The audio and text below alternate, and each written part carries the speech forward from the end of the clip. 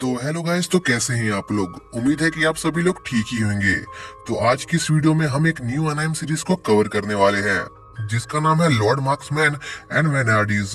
तो अगर आप लोगों ने अभी तक वीडियो को लाइक नहीं किया है तो प्लीज वीडियो को लाइक जरूर करें, क्योंकि इससे हम काफी मोटिवेट होते हैं। तो जरा टाइम न वेस्ट करते हुए चलिए वीडियो को शुरू करते हैं। तो कहानी की शुरुआत में हम देखते हैं कि दो कंट्री के बीच वॉर चल रही होती है, जिसमें से एक किंगडम का नाम ड्यूक होता है और दूसरे किंगडम का नाम ब्रोक। और ड्यूक किंगडम की आर्मी बहुत बड़ी होती है, इसलिए उन्हें लगता है कि वो लोग ये लड़ाई आसानी से जीत जाएंगे।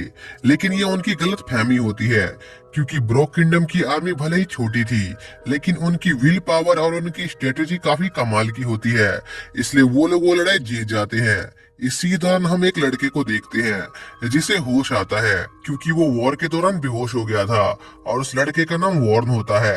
तभी वो देखता है कि उसके लोग ये वॉर हार चुके हैं और वो अकेला बचा है।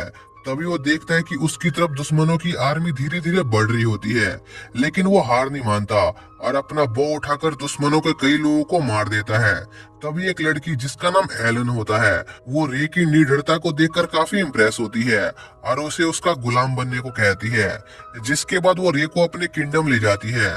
जिसके बाद वॉर्न की आंख एलन के किंगडम में खुलती है और वहाँ पर लिमलिया मौजूद होती है और वो वॉर्न को एलन के पास चलने को कहती है, जहाँ पर एलन वॉर्न को बताती है कि वो उसे पसंद करने लग गई है, क्योंकि एलन वॉर्न की हिम्मत को देखकर काफी प्रभावित हो गई थी।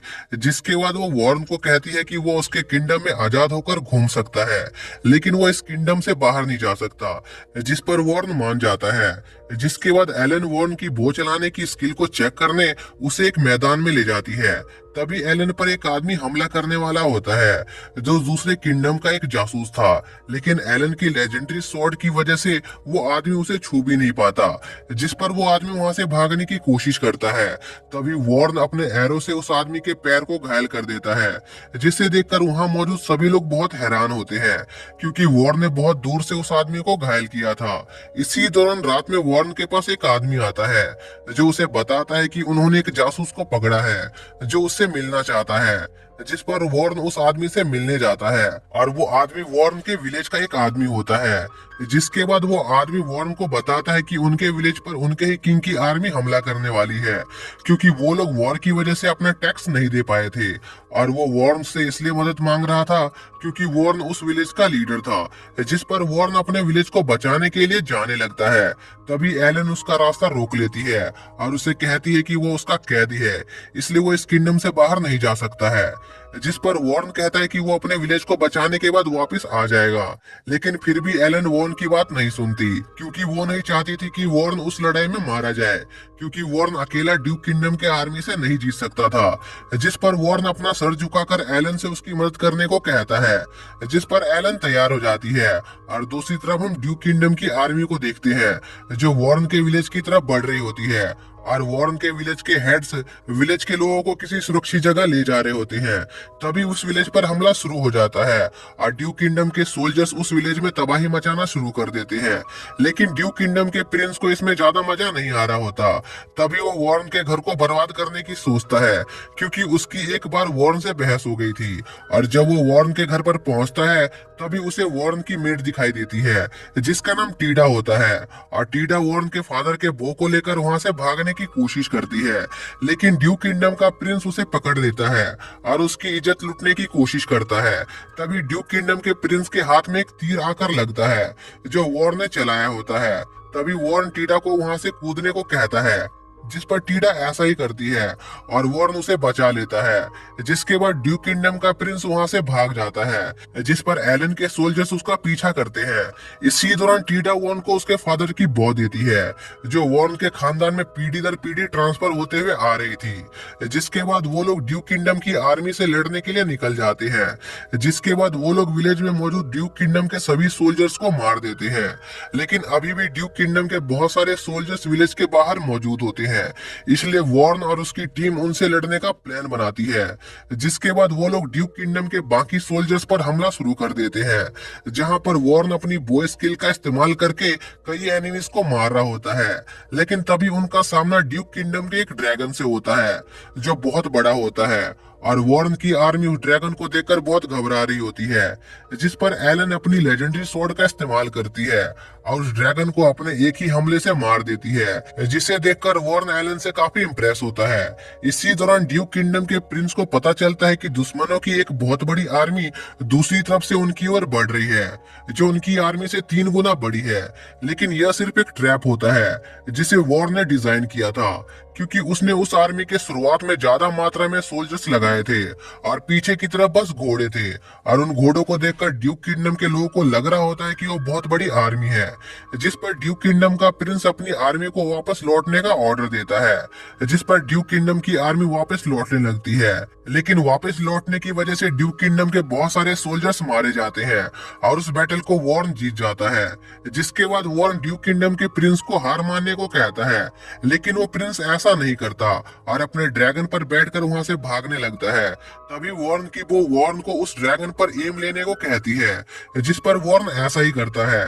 तभी वॉर्न की बो चमकने लगती है, क्योंकि एलन की स्वॉर्ड वॉर्न की बो को पावर दे रही थी। जिसके बाद वॉर्न अपने मैजिकल एरो से उस ड्रैगन पर हमला करता है और उस ड्रैगन के साथ साथ वो प्रिंस भी मारा जाता है, जिससे वो लोग वो लड़ाई जीत जाते हैं। जिसके बाद वॉर्न और उसके दोस्त उनकी जीत से बहुत खुश होते हैं और दूसरी तरफ ड्यूक किंगडम के लोग अपनी अगली चाल चलने की प्लानिंग कर रहे होते हैं। जिसके बाद एलन को उसके किंग ने कैपिटल में बुलाया होता है, इसलिए वो लिमलिया को वॉर्न के विलेज की जिम्मेदारी देकर कैपिटल के लिए निकल जाती है।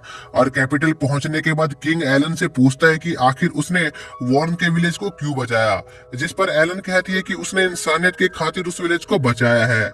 यह जवाब सुनकर किंग को बिल्कुल अच्छा नहीं लगता और वो एलन को सजा देने वाला होता है।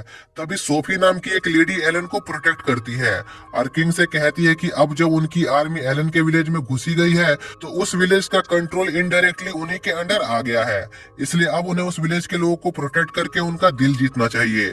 जिस पर वो किंग तैयार हो जाता है। इसी दौरान एलन की मुलाकात उसके राइवल मिली से होती है, जो उसे उसके किए गए कामों पर बहुत चिढ़ाती है। जिसके बाद हम वॉर्न को देखते हैं, जो और भी विलेज को अपने साथ वॉर में शामिल कर रहा होता है और वो विलेज भी वॉर्न का साथ देने को तैयार हो जाते हैं। जिसके बाद हम एलन को देखते हैं, जो वॉर्न को किंग के आदेश के बारे में बताती है। तभी वहां पर मिली भी आ जाती है, जो वॉर्न को उसके साथ अकेले में चलने को कहती है, क्योंकि उसे वॉर्न से कुछ जरूरी बात करनी थी, जिस पर वॉर्न मान जाता है। लेकिन इस दौरान एलन भी उनका पीछा कर रही थी, क्योंकि एलन को मिली से काफी जलन हो रही थी। तभी उन पर कुछ अनजान लोग हमला कर देते हैं, जिन्हें वो लोग हरा देते हैं और उस लड़ाई में मिली भी अपनी पावर की छोटी सी झलक दिखाती है, जो काफी शानदार होता है। तभी उन आदमियों का एक जहरीला स्नेक लिमलिया को काट लेता है, जिस पर वॉर्न लिमलिया की बॉडी से वो जहर निकालता है, जिससे लिमलिया की जान बच जाती है। जिसके बाद हम एक आदमी को देखते हैं, जो एक वॉर लड़ रहा होता है और वो बहुत ही आसानी से वो वॉर जीत जाता है।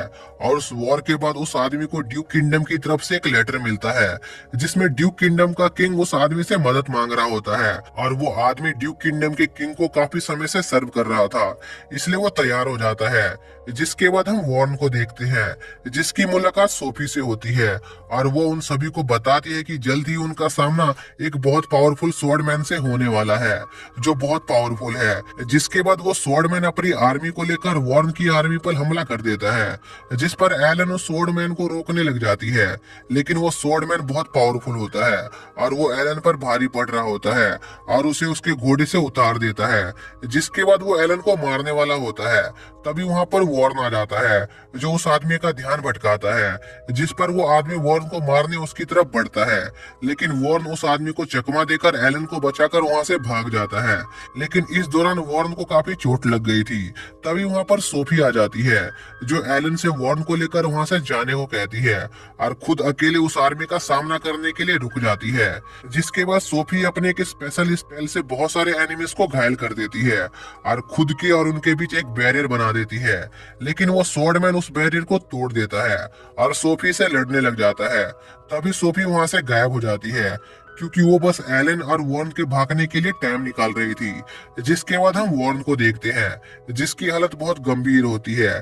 तभी एलन और उसके साथियों से मिलने एक आदमी आता है, जो उन्हें बताता है कि ड्यूक किंगडम को अभी कोई और कंट्रोल कर रहा है, क्योंकि ड्यूक किंगडम का किंग अपने बेटे के मरने से सदमे में चला गया है।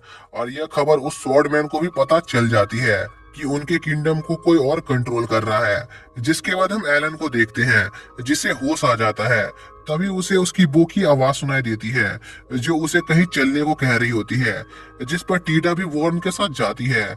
इसी दौरान वॉर्न को एक गुफा नजर आती है जिसके अंदर जाने के बाद वॉर्न से उसकी बो कहती है कि वो उसे बहुत पावरफुल बना सकती है, लेकिन इससे पहले उसे खुद को साबित करना होगा, जिसके लिए उसे अपने ही साथी पर अपने एरो से हमला करना होगा। जिस पर वॉर्न तैयार हो जाता है और टीडा पर अपने एरो से हमला करता है, लेकिन वॉर्न ने अपने एरो को ऐसे चलाया होता है कि उसकी पावर से वॉर्न की एरो टीडा के करीब जाते ही टूट जाती है, जिससे वॉर्न अपना टेस्ट पास कर लेता है, क्योंकि उस बॉ ने वॉर्न को बस अपनी साथी पर हमला करने को कहा था, ना कि उसे मारने को।